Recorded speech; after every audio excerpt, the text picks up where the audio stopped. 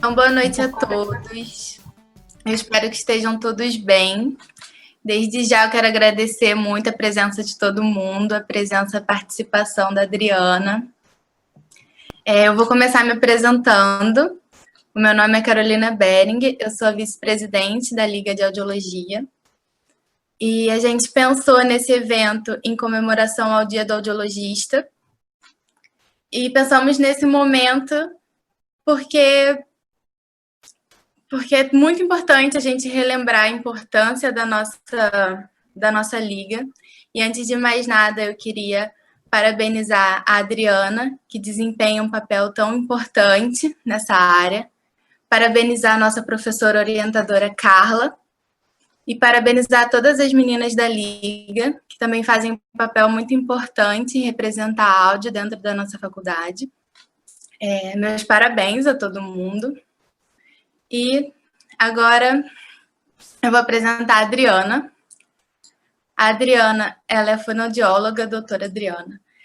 Ela é fonoaudióloga da Divisão de Audiologia do Instituto Nacional de Surdos, o INES, professora convidada do Centro de Eletrofisiologia e Neuroaudiologia Avançada, SENA, doutoranda pelo Programa de Pós-Graduação em Clínica Médica da Universidade Federal do Rio de Janeiro, da UFRJ. E agora eu vou passar a fala para a Adriana. Pode me chamar de Adriana, viu? Boa noite a todos. Primeiro eu quero agradecer o convite. Estão todos me ouvindo bem? Sim, aqui está bem. Tá. Quero agradecer o convite, você, Carolina, todos da Liga, professora Carla, uma querida, que eu já conheço há alguns anos, já há longos anos aí que a gente tem de estrada juntas, é uma pessoa que eu gosto muito.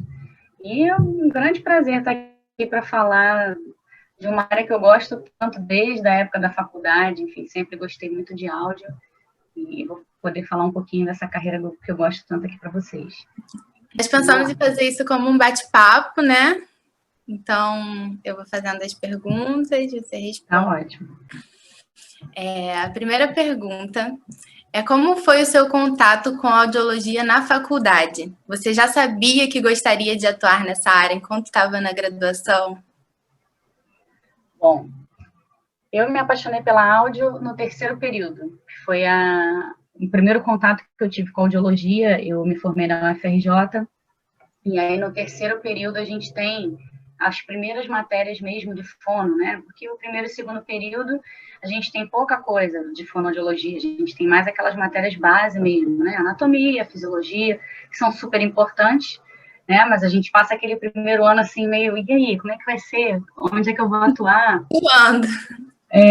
E o meu primeiro contato mesmo foi em áudio 1, que na época quem ministrou a disciplina foi a professora Silvana Frota, que eu imagino que a maioria aqui conheça, e foi amor à primeira vista, assim. A aula dela é maravilhosa, então até quem não gosta de áudio acaba gostando da aula dela, mas não só por isso, eu gostei da complexidade da áudio, dessa questão da gente ter que raciocinar, eu não sei, foi amor à primeira vista. Então, no terceiro período, eu já sabia o que eu queria. Então, eu passei o restante todo da faculdade gostando de outras coisas, me apaixonei por outras coisas também, mas eu acho que ali eu já sabia que quando eu me formasse eu ia acabar trabalhando nessa área. Então, descobriu cedo, né? Descobri cedo, foi logo assim, no primeiro período de fono, vamos pensar assim, né? Porque o primeiro ano foi o ciclo básico, né? A gente ainda não está conhecendo bem o que é fono.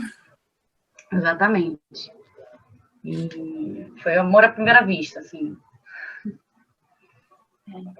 É engraçado que é bem diferente a divisão das disciplinas, né? De acordo com a faculdade. Algumas, né? E eu acho que ao longo dos anos também foi modificando, teve modificação curricular também. Eu lembro que o curso, por exemplo, da UFRJ, quando começou, eram 9 períodos. Na época que eu entrei, já há pouco tempo eles estavam fazendo como 8 períodos, então eu já peguei a turma já com 8 períodos. Então, teve algumas modificações curriculares também ao longo desses anos, né? Desde a inauguração dos cursos, né? Pelo que eu vi aqui, não tem nenhuma pergunta para esse primeiro tema no chat, mas qualquer coisa podem ir mandando que a gente faz no decorrer. Vocês podem contar a experiência de vocês também, algum caso interessante, a gente vai debatendo aqui. Então, tá bem. A segunda pergunta. Você considera que saiu da universidade preparada para atuar como audiologista? E, nesse sentido, qual caminho indica aos estudantes que vão se formar agora, estudantes de graduação? Boa pergunta. Sim. Por melhor que a faculdade seja, eu acho que a gente nunca sai 100% preparado, né? A gente sai preparado o melhor possível, mas eu acho que a fonoaudiologia, assim como várias outras carreiras, mas assim, falando na fonoaudiologia, é uma área muito ampla, é uma carreira magnífica, assim, porque a gente tem várias áreas de atuação. Então, assim, é difícil a gente dar conta de ensinar tudo e de aprender tudo durante esses 4 anos, entendeu? Então, assim, eu acho que na audiologia, como eu imagino também que seja nas outras áreas, a gente sai, sim, sai preparado para ser inserido no mercado de trabalho, mas para continuar os estudos lá fora. Eu acho que o que a gente aprende na graduação é um pontapé inicial para a gente conhecer tudo e se identificar, de repente, com uma área ou mais de uma, né? Eu tenho várias amigas de profissão que atuam em mais de uma área, não necessariamente você precisa escolher uma especialidade única, mas, assim, eu acho que a graduação, ela te ensina muito, a gente aprende muito, mas a gente aprende sobre todas as áreas, a gente circula sobre todas as áreas. Então, é difícil você aprender tudo de todas as áreas, né? Então, você conhecendo, pelo menos a minha experiência foi assim. Eu, na UFRJ, a gente até tinha bastante conteúdo de audiologia, eles dão bastante conteúdo, mas mesmo com a quantidade de conteúdo que a gente tinha, serviu para eu já sair, já me inseri no mercado de trabalho, mas já me inscrevi numa pós-graduação e fui me aperfeiçoar. Então, assim, eu consegui identificar a área que eu queria atuar. Mas eu acho que a gente precisa se aprofundar mais. Eu acho que só a graduação não é suficiente para você. Justamente o nome já diz, especialização. Você vai se especializar numa área onde você quer atuar.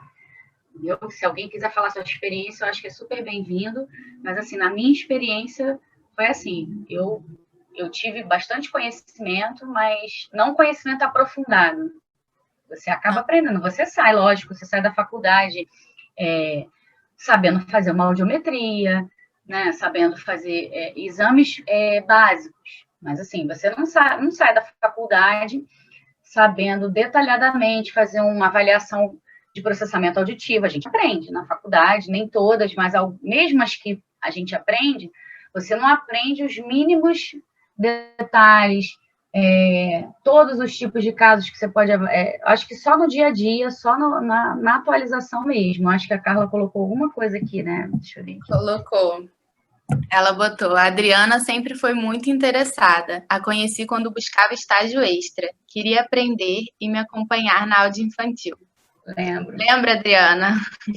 Como lembro. Carla fazia uma aula infantil de dar inveja em todo mundo, gente. Muito boa, Carlinha. A Carla foi outra, que foi amor à primeira vista, quando eu conheci. E uma profissional incrível. Não e eu tem concordo, Carla. Com certeza. E eu concordo. A formação generalista, ela não dá conta, né, de todas as especialidades. Você... ou você sabe, porque a nossa área é muito ampla, não tem como você aprender tudo. Eu acho que até na especialização, tá? Mesmo a gente fazendo a especialização, mesmo assim não dá conta de tudo. A gente tem que estar o tempo todo fazendo curso de aperfeiçoamento, fazendo atualização, entendeu? Então, só a graduação não dá conta. Então, para quem está ainda na graduação, quem está para se formar, ou ainda não vai se formar agora, eu acho que o estudo é constante, gente. A fonoaudiologia é uma área muito rica e a gente não pode parar de estudar nunca, eu acho. Eu acho que tem que manter sempre essa chama viva. A A faculdade dá todas as possibilidades, né, do que a gente pode fazer. Depois a gente vai... Ela abre o leque de opções e, lógico, te dá a informação mais qualificada possível, né? Dentro do tempo que a gente tem de aprendizado, dentro da grade. Mas é sempre bom se aprofundar, vale a pena.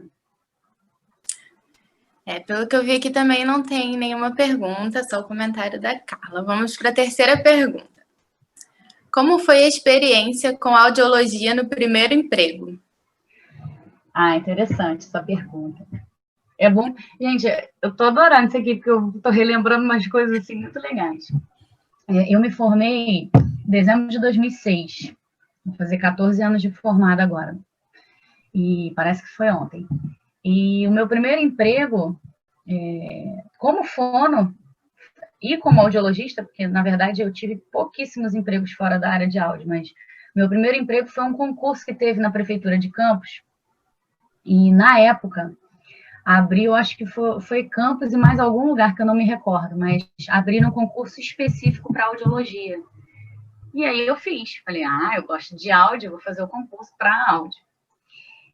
E foi meu primeiro emprego, assim, eu estava fazendo mestrado, porque eu emendei a faculdade no mestrado, eu passei na prova do mestrado, eu estava no último período da faculdade, e aí o meu mestrado era com bolsa, então eu nem estava nessa correria de procurar emprego e tudo, mas aí surgiu o concurso e eu fui chamada. E aí eu acho que isso linka até com a pergunta anterior, né, se a gente sai da faculdade preparado.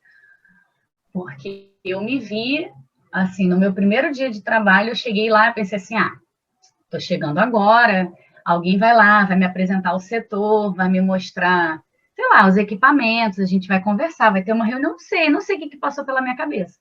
Aí, no primeiro dia que eu cheguei lá, a menina da recepção, muito simpática, muito simpática. Oi, doutora, tudo bem? Muito prazer e tal. Eu que vou acompanhar a senhora aqui, então... Aqui, assim, a gente marca paciente por ordem de chegada. Os seus 10 pacientes do turno da manhã já estão aí. Estão aqui os papeizinhos. Aí eu olhei assim para ela. Meus o quê? Seus 10 pacientes do turno da manhã. Sim, claro. Você me dá um minutinho que eu vou só preparar a sala? Menina, eu entrei na sala, fechei a porta, respirei fundo, olhei para o audiômetro e falei, gente, eu primeiro preciso dar oi, perguntar se eu conheço o audiômetro, né? Se eu vou me dar bem com ele. Então, eu fui lá, testei tudo, testei todos os botões para ver se estava funcionando, áudio vocal, se estava saindo som no fone, sabe aquelas coisas assim de estagiário mesmo, que a gente não faz isso na faculdade, a gente aprende, né? Vamos testar para ver se a direita está saindo na direita. Eu falei assim, gente, aí respirei fundo, falei, não, vamos lá, que vai dar certo, tudo que eu aprendi, vamos colocar em prática. Então, assim, os primeiros meses, eu demorava um tempão para fazer uma áudio, sabe? Porque você vai pegando tudo que você aprendeu na faculdade, tudo que você aprendeu nos livros, e coloca em prática. E aí, quando tem que mascarar, então, assim, cada exame era uma vida. Óbvio que eu atrasava tudo, porque eram 10 pacientes, não tinha como. E aos poucos a gente foi se ajustando, a gente foi conversando. Então, a gente mostrou para a direção do hospital como é que tinha que ser os horários para marcar, que não dava para marcar todo mundo assim, junto ao mesmo tempo. E aos poucos a gente foi se afinando. E eu passei 3 anos lá, foram anos muito felizes da minha vida. Assim, eu aprendi muito. Eu acho que cair de paraquedas assim nessa primeira experiência foi um aprendizado muito grande. Isso me fez querer buscar mais e mais, porque eu atendia paciente, a gente não liberava o laudo na hora, então eu levava os laudos para casa, ficava estudando, olhava no livro, e eu acho que foi uma experiência, assim, que me marcou, acho que para o resto da vida, sabe? Acho que tem umas coisinhas aqui. Tem umas perguntas aqui. Quem quiser falar sobre a sua experiência também, quem já tiver formado, eu não sei se todo mundo que está aqui é da graduação ou já tem gente formada, pode falar sobre a sua experiência, porque a gente costuma ter umas histórias engraçadas, viu, de primeiro emprego. Eu ainda não tive essa experiência, se alguém quiser contar. Vamos lá. Enquanto a pessoa vai tomando coragem, temos umas perguntas. É verdade. Fala. Qual você acha que é a melhor opção para um recém-formado? Fazer uma especialização ou trabalhar na área? Olha, eu acho que se você tiver a opção de fazer as duas coisas, um não exclui o outro, entendeu? Eu acho assim, você pode ver o que você se sente mais segura para fazer. Por exemplo, dificilmente, acho que depende, claro, de cada grade, de cada faculdade, mas assim, dificilmente a gente sai da faculdade já pronto para fazer alguns exames muito específicos, né? Geralmente a gente sai pronto para fazer uma avaliação audiológica básica. Então, a gente sai da faculdade sabendo fazer bem uma audiometria. Pode acontecer como aconteceu comigo, às vezes a gente demorar muito para atender um paciente que a gente poderia demorar menos tempo se a gente tivesse mais experiência. Mas a gente tem condições, quando sai da faculdade, de fazer uma boa audiometria, de fazer uma audiometria corretamente. A gente aprende tudo para isso, né? Assim como outros exames, mas eu acho que a áudio é um exame que a gente tem mais segurança para poder fazer. Então, você pode, de repente, já começar na área, já começar fazendo uma audiometria, áudio com timpanometria, e, em paralelo, você vai fazendo a especialização. E aí você vai ver o que você está se identificando mais, porque, às vezes, até dentro da própria audiologia, a pessoa se identifica mais com um exame ou outro, se identifica mais com um tipo de população ou outra, né? Então, você pode, já na especialização, você já vai vendo qual o exame que você quer mesmo, e aí você vai, ao longo fazendo a especialização, você já vai, olha, agora eu acho que eu já estou me sentindo mais segura, de repente, para fazer um potencial evocado, ou, de repente, para trabalhar com PAC. E aí você vai fazendo, depois vai fazendo cursos específicos naquela área. Mas eu acho que as duas coisas andam bem juntas, assim. Eu acho que um complementa o outro, sabe? Tem coisas que só a experiência dá para gente, só a prática mesmo, que nenhum livro dá, sabe? E tem coisas também que não dá para a gente só se jogar no campo e aprender por instinto. A gente precisa consultar a literatura, a gente precisa consultar o que já foi feito, o que já foi provado, o que já foi testado, para a gente poder reproduzir, entendeu? Não sei se eu respondi bem a pergunta, mas qualquer coisa você escreve aqui que a gente complementa. Pode confirmar aqui para a gente no chat se respondeu sim. Ah, que bom. Temos outra pergunta aqui também. Se você já teve dificuldade de precificar o seu serviço, se você tem alguma dica para isso. Ah, com certeza a gente tem muita dificuldade, assim, principalmente quando está começando, né? Tanto precificar para quem vai montar o seu consultório, que eu acho que isso é um desafio muito grande, né? Um dos desafios, né, de você atender um consultório próprio, e também para quando você vai trabalhar em outros consultórios, né? A maioria não, mas muitos fonoaudiólogos trabalham em consultórios ou de otorrinos ou de outros fonoaudiólogos, às vezes ou trabalham em parceria, ou trabalham como prestador de serviço, e até para isso a gente precisa saber dar o nosso preço, né? A gente precisa valorizar o nosso trabalho de uma forma que a gente consiga trabalhar, atender bem, mas receber também, né? Porque a gente gosta muito da profissão, a gente ama, mas é o que a gente faz também como trabalho, então a gente precisa receber por isso, né? Então é muito difícil, com certeza. Agora, alguma dica que eu possa dar? Eu acho que você tem que colocar o seu preço, eu acho que de acordo com a complexidade do que você vai fazer, entendeu? Por exemplo, normalmente no consultório, por exemplo, a gente tem um valor diferente, por exemplo, para uma audiometria de adulto e para uma audiometria infantil. Porque na audiometria infantil requer uma série de ferramentas, de conhecimento, de tempo, de prática, de técnica, diferente do que para você fazer uma audiometria de adulto. Ah, tudo bem, vai ter aquele adulto que de repente tem uma perda daquela condutiva bilateral que você vai ter que mascarar tudo, e às vezes vai demorar mais do que a criança. Vai acontecer, tá? Vai acontecer. Mas normalmente é um exame menos complexo do que você fazer uma áudio numa criança de 2 anos, por exemplo, entendeu? Então, normalmente a gente coloca, assim como, você vai fazer um potencial evocado de tronco, você vai cobrar um valor diferente do que você fazer só uma audiometria. Você vai fazer uma audiometria ocupacional, né? Que tem uma técnica diferente de você fazer uma audiometria completa, uma audiometria clínica. Vai fazer uma triagem auditiva, né? Vai fazer um teste da orelhinha, vai fazer uma emissão otoacústica a nível de triagem auditiva. Então, eu acho que a complexidade do trabalho, eu acho que é uma boa dica, assim, para você precificar. E é claro, dependendo da região que você atende, também faz diferença. Então, assim, se você tem um consultório na Zona Sul, ou se você tem um consultório num lugar, uma área um pouco mais restrita, assim, a nível de dinheiro, aí você tem como você cobrar o mesmo preço, entendeu? Até por conta, pensando nos pacientes mesmo, né? Você não vai cobrar caro de pacientes que você sabe que não vão ter condições de pagar. Então, assim, eu acho que são duas coisas que a gente tem que pensar, assim, para quem, a população que você está atendendo e o tipo de procedimento que você está fazendo. Entendeu? Eu acho que são duas boas dicas, assim, para a gente tentar precificar. E você pode conversar com os colegas também, entendeu? Colegas mais antigos, que já estão na área.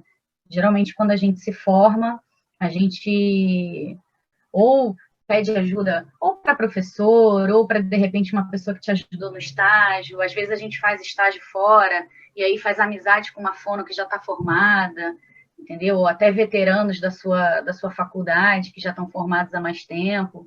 E a gente pode pedir dicas também. Olha, quanto é que vocês... Quanto que você acha que eu posso cobrar numa áudio em tal região? Você que tem um consultório nessa região também, entendeu? Eu acho legal. Muito boas essas dicas. Eu não tinha pensado nisso da complexidade. Porque cada exame é diferente, né? Cada exame você precisa de uma ferramenta diferente, é um equipamento diferente. Se você for olhar o preço dos equipamentos também, eles são diferentes de acordo com o tipo de exame que você faz, né? Então, vamos para a quarta pergunta. Para você, qual é o maior desafio da fonoaudióloga audiologista? Olha, são muitos desafios. Mas eu acho que o desafio maior é o que a gente até comentou, que é essa questão de se manter atualizado, sabe? Porque a gente vive numa correria. Vocês que estão na graduação, vocês devem pensar assim, nossa, mas é muita matéria, muita prova, eu não tenho tempo para nada, porque eu tenho que estudar. Não sei o quê. Gente, quando a gente se forma, assim, é igual ou pior, assim, não pior no sentido de ser ruim, mas a gente fica com menos tempo, porque você vai se inserir no mercado de trabalho, aí você quer estudar, e aí você muitas vezes traz trabalho para casa no começo. Eu trazia muito trabalho para casa porque eu ficava estudando os relatórios que eu ia fazer, os laudos que eu ia fazer para não cometer nenhum erro, sabe? Porque a gente, quando está começando, às vezes comete erros comuns, sabe? Comuns, assim, de você anotar a cor errada na orelha, se você for fazer um laudo de audiometria passado à mão, entendeu? Então, assim, são coisas corriqueiras mesmo, que a gente acha que não acontecem, mas acontecem. Acontece da gente botar o fone ao contrário no paciente, acontece da gente descobrir isso quando já está na metade do exame, acontece, entendeu? Então, assim, eu acho que o maior desafio é a gente se manter atualizado o tempo todo, mesmo na correria do dia a dia, mesmo na correria do trabalho, entendeu?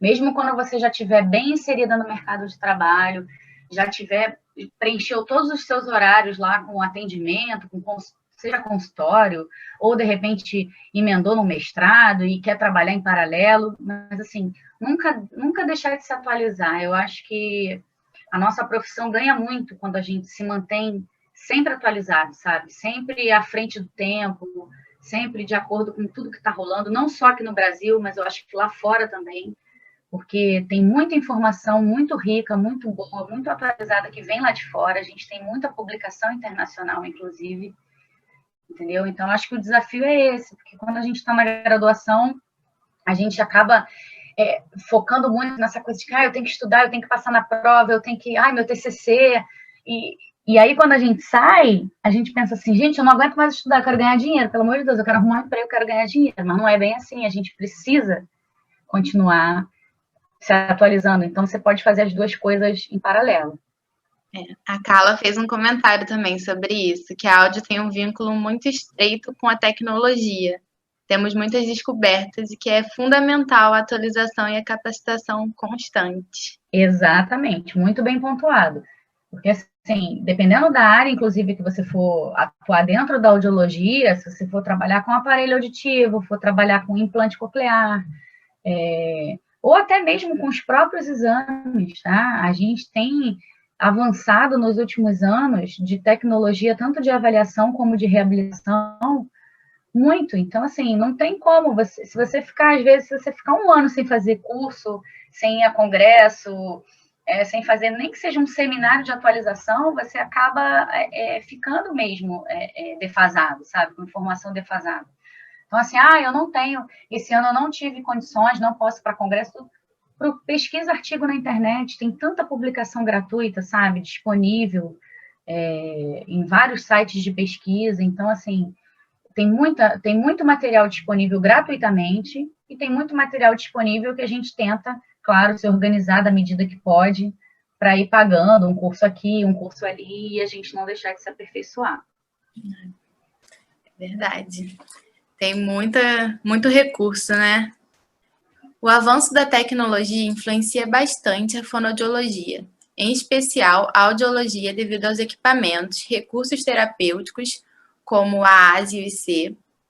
Como manter-se atualizada nesse sentido? O que é possível fazer para manter-se atualizada? Então, assim, eu acho que vocês escolhendo a área que vocês querem atuar, tá? Tipo assim, eu quero trabalhar com prótese auditiva. Então, você vai buscar cursos de atualização dentro daquela área. Você vai buscar treinamentos. Normalmente, quem trabalha com prótese auditiva, às vezes a própria empresa já propicia esse tipo de treinamento, porque você vai treinar dentro das tecnologias da própria empresa. Então, deixa eu dar um outro exemplo. Você vai trabalhar com audiologia infantil, que a gente estava conversando agora. Você vai buscar sempre se manter atualizado dentro daquela área. Então, não necessariamente você precisa ficar fazendo curso toda hora. É importante fazer curso? Eu acho que é super importante fazer curso de atualização. Mas não necessariamente você precisa fazer curso todo semestre, todo ano. Mas você vai fazer aquele curso base, aquele curso, ele vai te dar uma base geral sobre o exame e você vai buscar dentro da literatura que vão te sugerir. Então, você vai se aperfeiçoar, você vai comprar um bom livro, ou você vai pesquisar os artigos que a gente tem disponíveis na internet. Então, assim, escolhendo a área que você vai atuar, dentro da área que você estiver atuando, ou, por exemplo, eu gosto de PAC, mas eu consegui um emprego com áudio ocupacional. Mas eu preciso trabalhar, eu quero ganhar meu dinheirinho. Então, você vai se especializar lá no PAC para você poder galgar outras oportunidades no futuro, mas você vai também estudar áudio ocupacional, que é o exame que você está fazendo. Então, assim, o emprego que você tem hoje, mesmo que não seja na área que você quer atuar, você precisa fazer bem feito. Então, assim, é importante isso também. Deixa eu ver o que a Carla botou aqui. A prática clínica é o que mais nos ensina. Com certeza. Então, assim, no dia a dia, você vai sentindo a necessidade, sabe? Então, isso que a Carla falou é importante, porque você... eu quero trabalhar com áudio infantil, eu adoro áudio infantil. Não adianta nada também você fazer 500 cursos e não atender uma criança, porque aquele conteúdo vai se perder. Por mais que você veja vídeos, que o professor coloque na aula, que vá paciente no dia do curso para você ter uma aula prática, você vai fazer no paciente, mas se você não atuar naquilo no teu dia a dia, você vai perder aquele conteúdo, tá? E na tua prática, na prática que vão surgindo as dúvidas também, né? Então, assim, a cada criança que você atende, olha, eu acho que eu preciso estudar mais isso aqui, porque eu não estou sabendo condicionar, vou ver técnicas de condicionamento. Eu não estou sabendo, estou tendo dificuldade em, de repente, fazer o exame com a criança acordada, porque ela fica muito agitada, o que eu posso fazer? Então, a prática vai te dando esse norte. Foi um e-mail que mandaram. Acho que a prática é muito importante, né? Tanto de a gente saber os desafios que a gente tem e também entender o que a gente já sabe, né? Porque na graduação, por exemplo, a gente reconhece, meu Deus, eu estou realmente aprendendo. E a gente consegue aplicar. Exatamente. E você vai descobrindo na prática também que nem tudo é como está nos livros, né? A prática ensina a gente que é muito bom a gente aprender o que está no livro, mas é muito bom a gente aprender porque a gente vai identificar quando acontecer diferente. E no dia a dia acontece muito. Verdade, imagino. Vamos para a 7ª pergunta. Ainda sobre a tecnologia na audiologia, como você avalia a prática da avaliação comportamental, principalmente em crianças, em tempos de exames eletroacústicos e eletrofisiológicos? Ótima pergunta. Assim, isso é até um debate grande dentro da áudio, porque com o avanço dos exames eletrofisiológicos, né, os exames objetivos, vamos dizer assim, né, não dependem da resposta do paciente, a gente pode fazer com o paciente dormindo, paciente sedado, enfim. Se questiona muito, mas eu vou substituir a avaliação comportamental pelo eletrofisiológico? E a resposta é não. A gente não vai substituir. O eletrofisiológico, ele veio para somar. Ele veio, muitas vezes, a gente responde perguntas nele que a gente não consegue responder na comportamental. Tudo bem. Crianças muito pequenas, às vezes a gente não consegue avaliar. O eletrofisiológico é um recurso que a gente tem? Para aquele paciente que você não conseguiu nenhuma resposta, tudo bem, você vai recorrer ao eletrofisiológico. Mas ele não vai substituir a avaliação comportamental, porque, na verdade, a avaliação comportamental, você está avaliando a função, você está avaliando a habilidade auditiva, você está avaliando o desenvolvimento dessa habilidade auditiva, o desenvolvimento dessa via auditiva. Então, você está observando o comportamento da criança frente ao estímulo sonoro. É diferente de você simplesmente quantificar uma questão auditiva. Ele tem limiar eletrofisiológico, então ele ouve, ele não é surdo, ele tem uma audição normal. Mas como que ele faz uso dessa audição dele? E eu não estou falando só de processamento auditivo central, estou falando da comportamental mesmo, da audiometria propriamente dita, de uma avaliação lúdica, de uma observação comportamental infantil. Então, assim, eu acho que por mais avanços que a gente tem, eu acho que a tendência é os exames melhorarem mais ainda, tá? Mas eu acho que a avaliação comportamental, ela nunca vai ser substituída, assim. E eu não falo só por mim, não, eu falo por vários autores que também falam sobre isso, vários fonoaudiólogos que atuam nessa área, a gente sempre discute muito sobre isso, e a avaliação comportamental, a gente sempre lembra, né, a audiometria é o padrão ouro, né, para o diagnóstico audiológico, então eu acho que nunca vai deixar de ser. É verdade. A Carla botou aqui, super concorda com o que você falou. Não temos nenhuma pergunta sobre esse assunto ainda. Viva a avaliação comportamental. Viva! Gente, eu sou suspeita, porque eu faço as duas coisas, mas eu amo comportamental. Eu faço eletrofisiológico também, mas a comportamental vai ter sempre seu valor, sempre sua contribuição. É verdade. 8ª pergunta. Os audiologistas costumam apresentar sua expertise concentrada na audição. Como você sinalizaria a importância de um audiologista conhecer e atuar na área do equilíbrio? Legal. Assim, eu trabalhei alguns anos nessa área de equilíbrio.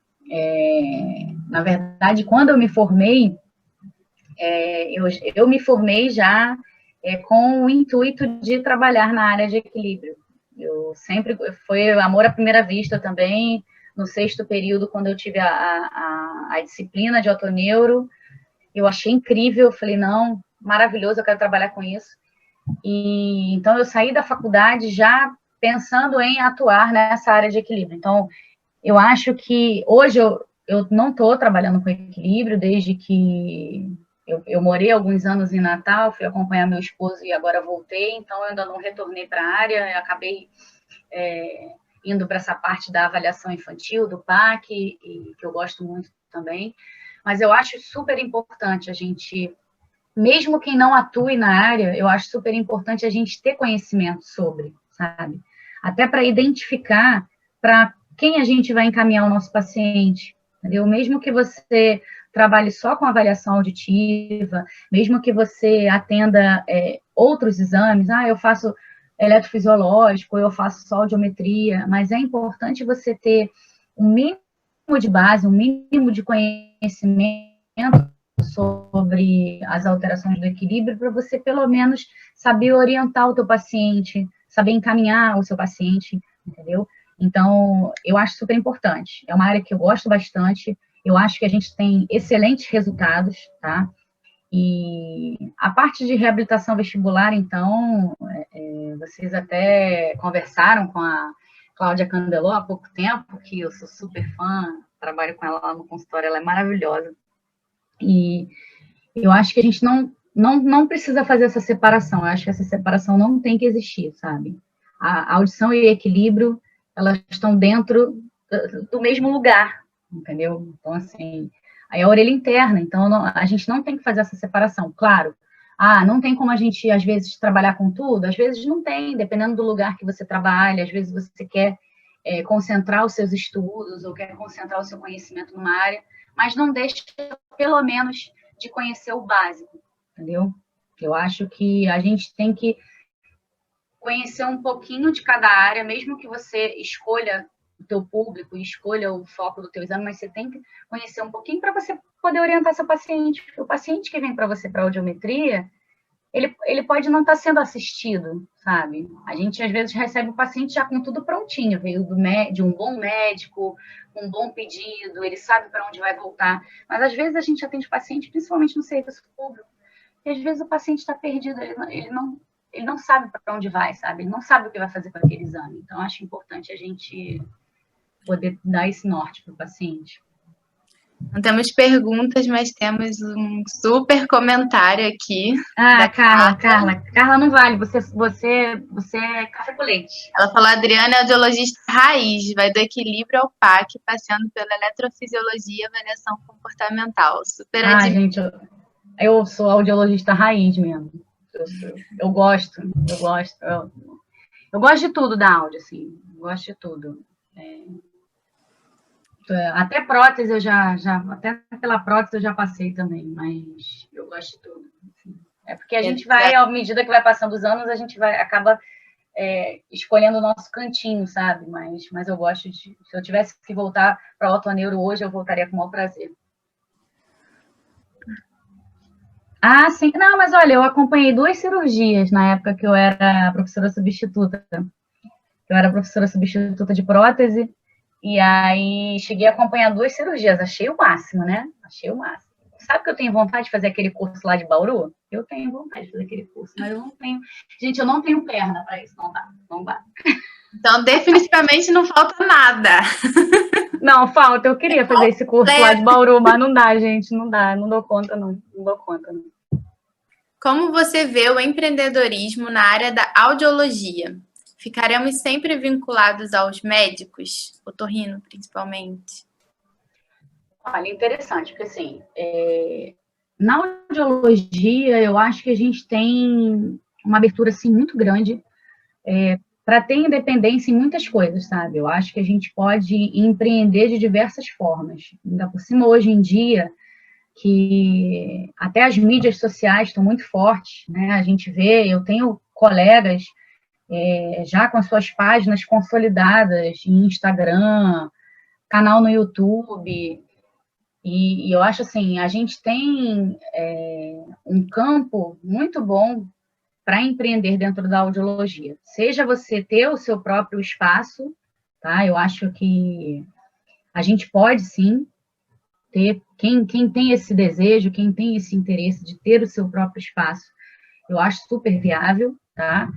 Mas assim, a gente não pode esquecer do seguinte, o otorrino, o médico otorrino, a gente sempre vai, não quer dizer que a gente precise dele para atender no consultório. A gente pode ter um consultório nosso, com o nosso nome, com os nossos exames, mas a gente nunca vai poder deixar de ter essa parceria, tá? E essa parceria, na verdade, ela é uma parceria de mão dupla, entendeu? Eu sei que às vezes é difícil, eu ouço histórias, ao longo dos anos da minha carreira também eu passei por algumas situações, mas assim, hoje eu tenho isso muito claro.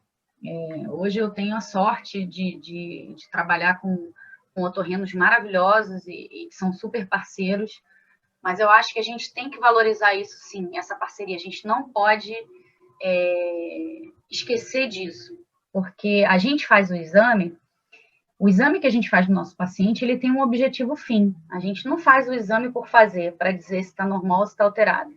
Aquele exame, ele vai ajudar a diagnosticar uma patologia, por exemplo, entendeu?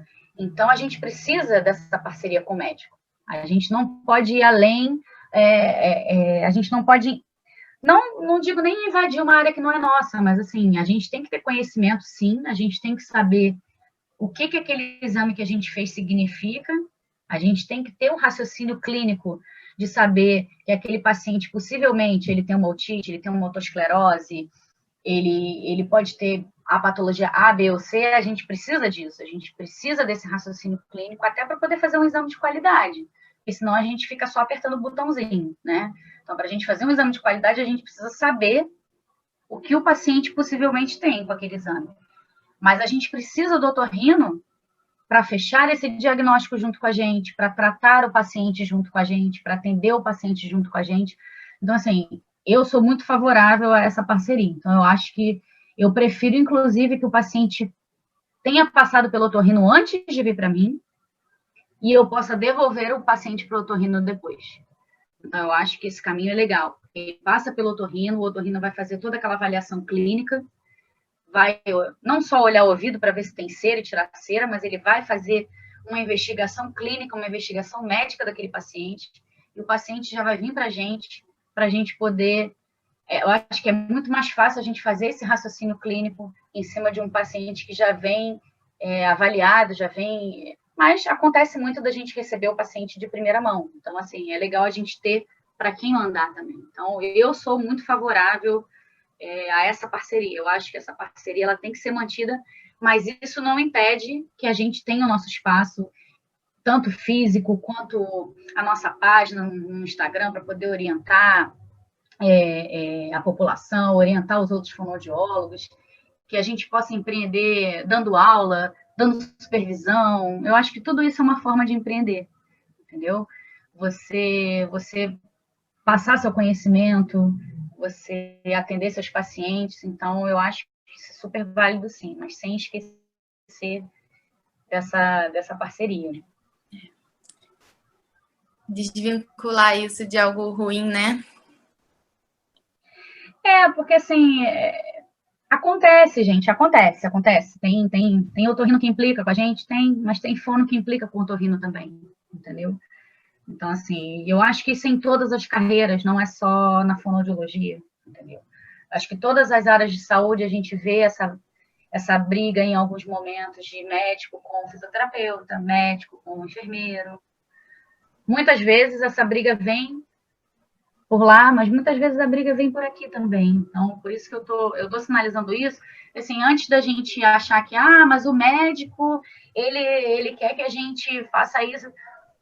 Nem todos, entendeu? Não são todos. Então, assim, cabe a gente se aperfeiçoar, valorizar o nosso trabalho e se valorizar. Porque se aquele médico que trabalha com você, ele conseguir compreender a complexidade do que você faz e que você faz o seu exame com excelência, ele vai te respeitar, entendeu? E se ele não te respeitar, você vai, com certeza, à medida que você vai se aperfeiçoando, você vai encontrar outros locais que te valorizem, entendeu? Então, eu acho que a tendência é isso diminuindo, sabe? À medida que a gente vai... Quando a gente vai se formar, a gente sofre um pouco mais, mas eu acho que à medida que a gente vai se aperfeiçoando e vai se valorizando, isso melhora bastante, entendeu? Isso melhora bastante. Podemos partir para outra pergunta? Podemos.